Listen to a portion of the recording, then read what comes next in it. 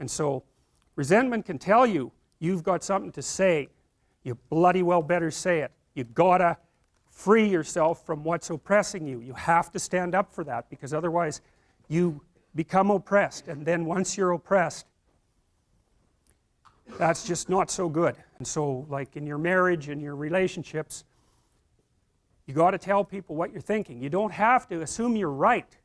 That's a whole different story, because you're not, because you're, you know, ignorant and you're biased, and, you know, so you're not right, but you can stumble towards the expression of yourself, and then you can listen to the other person and hope that they tell you some way that you're stupid that's useful, so you can be a little less stupid in the future, because wouldn't that be good? And so, you know, you go after the unknown.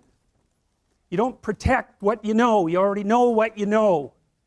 You go after what you don't know. That's why you have to talk to people you don't agree with. That's why you have to talk to your enemies, because they're going to tell you things you don't know. You could even listen to them. It's possible they know a thing or two you don't know.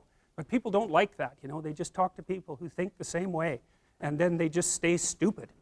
And so that's not good, because if you're not wise, the world will wallop you. It'll flatten you, and far more than it has to. And then you'll be bitter and resentful, and you'll be part of that force that wallops instead of the force that fights against that.